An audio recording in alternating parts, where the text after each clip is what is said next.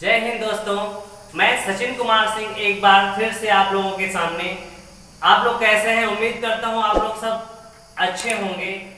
तो जैसे कि आप लोगों को पता है, मेरा 400 प्लस साइंस का जो पोर्शन चल रहा है उसमें आज का मेरा सेशन है, जिसमें आपको बहुत सारे क्वेश्चन कराए जाएंगे जो एनटीपीसी ग्रुप डी और यूपी ट्रिपल एससी पेट एग्जाम में आने की 100 से 100% संभावना है, जो किसी न किसी एग्जाम में पूछे गए ही हैं। तो चलिए आज का सेशन स्टार्ट करते हैं। तो आज का मेरा पहला क्वेश्चन है, ओस्मीय विकिरण को मापने का यंत्र क्या है? तो दोस्तों, ओस्मीय विकिरण को किस यंत्र के द्वारा मापा जाता है? तो बेरोमीटर। किस यंत्र के द्वारा मापा जाता है? बेरोमीटर के द्वारा। अब अदर ऑप्शन को डिस्कस कर लेते हैं। फेदोमीटर से क्या मापा जाता है दोस्तों? ये भी एक बहुत इंपॉर्टेंट क्वेश्चन है। फेदोमीटर से क्या मापा जाता है, ये क्वेश्चन पूछा जाता है। तो समुद्र की गहराई मापी जाती है। क्या मापी जाती है दोस्तों? समुद्र की गहराई किसे मापी जाती है? फेदोमीटर से। अब डिप सर्किल से, चौथा ऑप्शन है डिप सर्किल। डिप सर्किल से क्या मापा जाता है? नति कोण।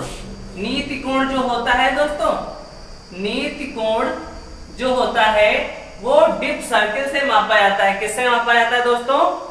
डिप सर्किल से। ठीक है। और तीसरा ऑप्शन है एवोमीटर। एवोमीटर जो होता है रेडियो में उत्पन्न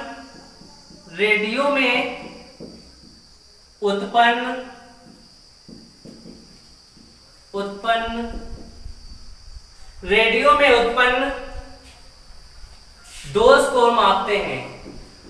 तो एवोमीटर से क्या मापा जाता है? रेडियो में उत्पन्न दोष को मापा जाता है। और डिप सर्किल से नीति कोण मापा जाता है। और फेदोमीटर से समुद्र की गहराई मापी जाती है। और ऊष्मीय विकिरण से क्या मापा जाता है? ऊष्मीय विकिरण को किससे मापा जाता है दोस्तों? बोरोमीटर से। तो चलिए अपना अगला क्वेश्चन स्टार्ट करते हैं। चलिए दोस्तों, हम लोग अपना अगला क्वेश्चन देखते हैं। हमारा अगला क्वेश्चन है, चुंबकीय प्रेरण का मात्रक है।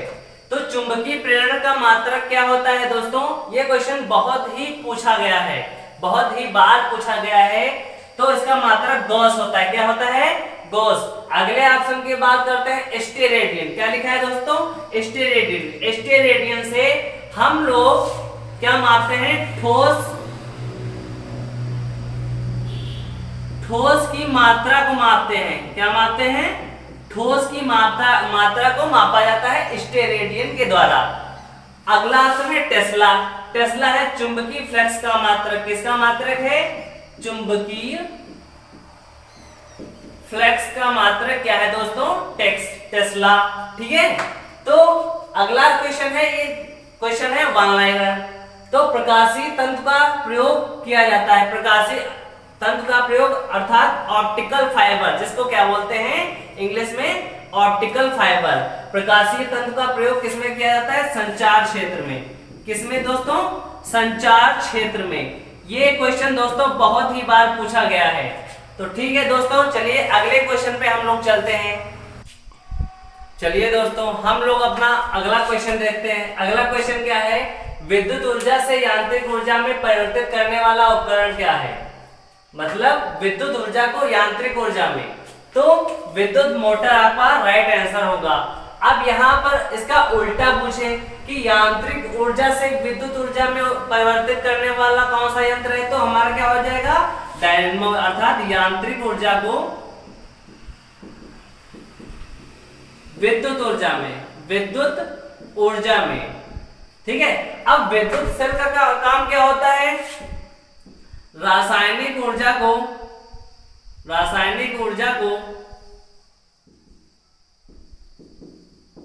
विद्युत ऊर्जा में क्या होता है दोस्तों? विद्युत ऊर्जा में ये कौन कन्वर्ट करता है? विद्युत सेल। अब माइक्रोफोन क्या होता है? ये होता है ध्वनि ऊर्जा को विद्युत ऊर्जा में। किसमें दोस्तों? विद्युत ऊर्जा में। विद्युत ऊर्जा।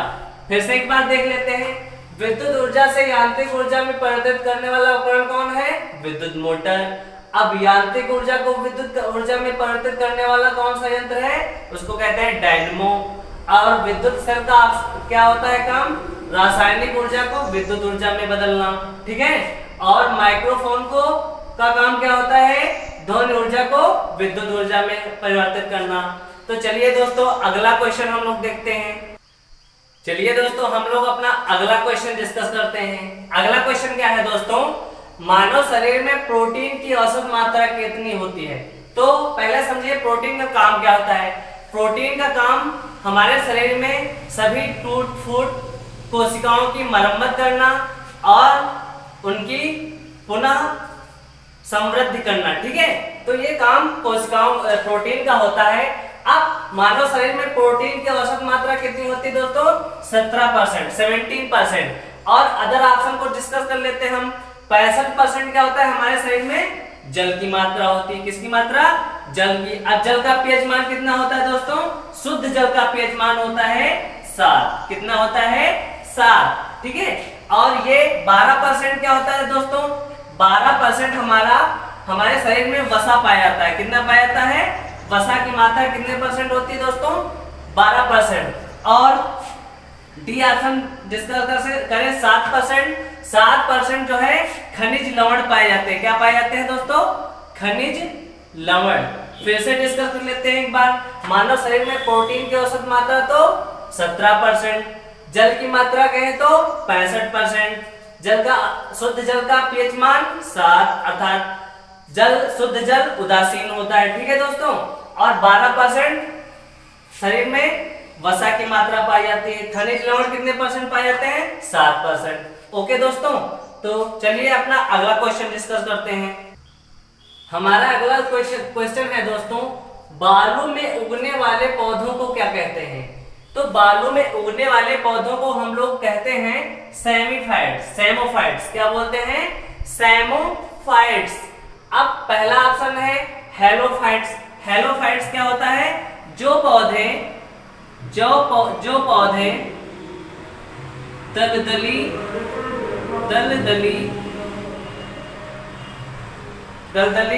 भूमि में उगते हैं।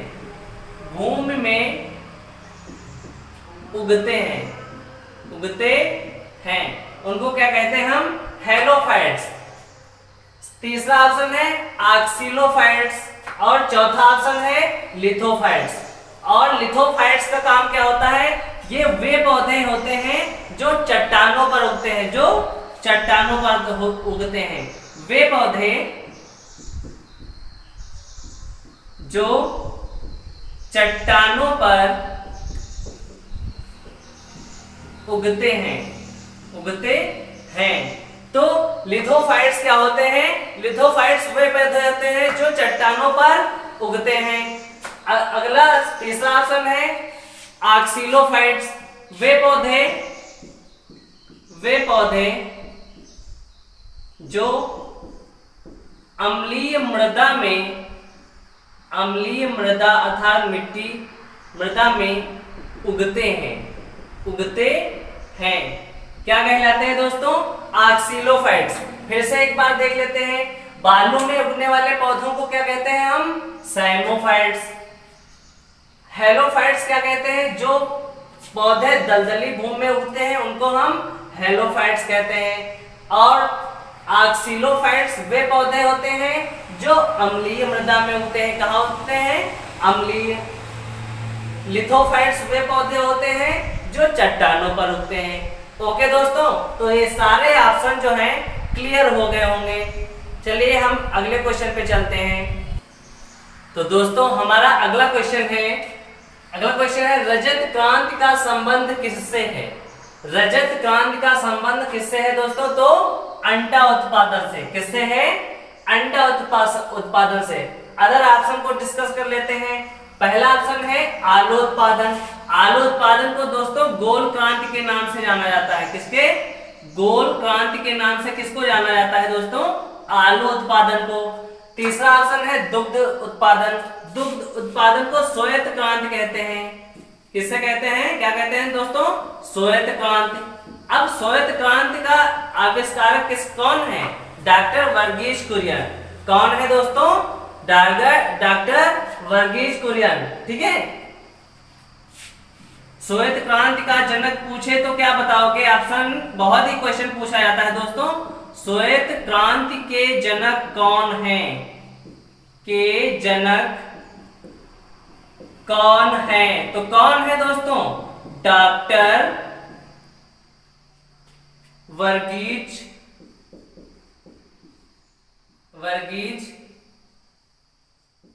कुरियन।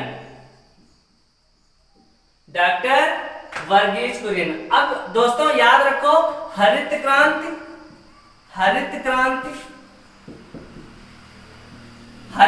जो है इसके संस्थापक कौन है? इसके जो है जनक कौन माने जाते हैं? तो कौन माने जाते हैं दोस्तों? हरित क्रांति के जनक कौन है दोस्तों? श्वेत क्रांति के हो गए डॉक्टर वर्गीज कुरियन, तो हरित क्रांति के कौन होंगे? कौन होंगे दोस्तों?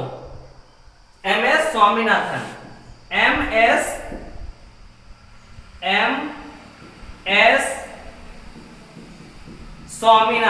स्वामीनाथन।